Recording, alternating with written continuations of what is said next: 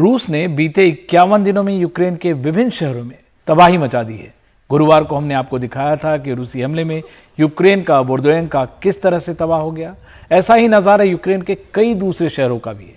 ये शहर कई दिनों तक रूसी सेना के कब्जे में थे। इरपिन शहर पर भी रूस ने कब्जा कर लिया था। रिपोर्ट्स के मुताबिक रूस के हमले में यहां 300 लोगों की मौत हो चुकी है। इरपिन से हमारे सहयोगी उमाशंकर सिंह की देखते हैं ये ग्राउंड रिपोर्ट।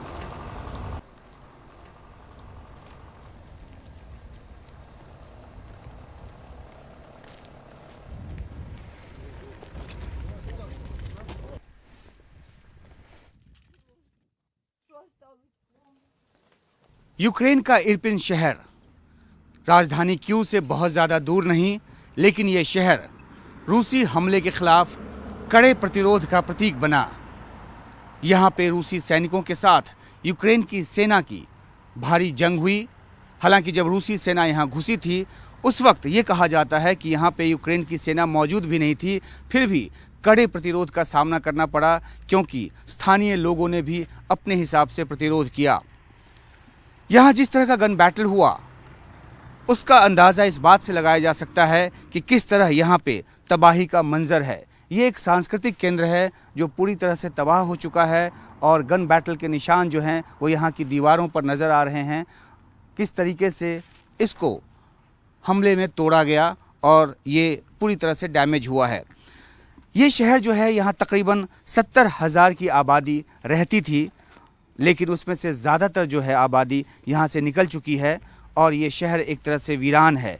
किसी भी घर में कोई व्यक्ति नहीं। कुछ लोग जो ठहरे रह गए हैं उनके सामने वही समस्या कि किस तरीके से वो अपनी ज़िंदगी को आगे बढ़ाए। हम जितनी दूरी तय करके इस शहर के भीतर आए हैं, इस शहर में बिल्कुल सन्नाटा है। गाड़ियाँ आ जा रही हैं लेकिन किसी भी घर में कोई व्यक्ति नहीं।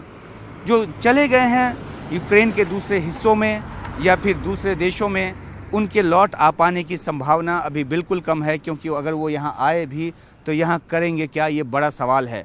इस शहर को दोबारा उठ के खड़ा होने में लंबा वक्त लगेगा।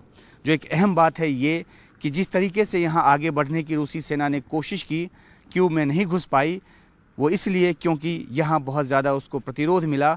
और इसी शहर में कई ऐसे इलाके हैं जहाँ कई रूसी टैंक्स को और बख्तरबंद गाड़ियों को तबाह किया गया और ये भी वजह है कि रूसी सेना के पैर यहाँ से उखड़े।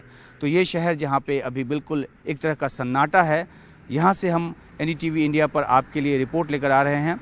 शहर के दूसरे हिस्सों में भी जाकर हम आपको दिखाने की कोशिश करेंगे कि किस तरह से ये शहर जो है वो बर्बाद हुआ है और फिर से खड़े होने की कोशिश में है।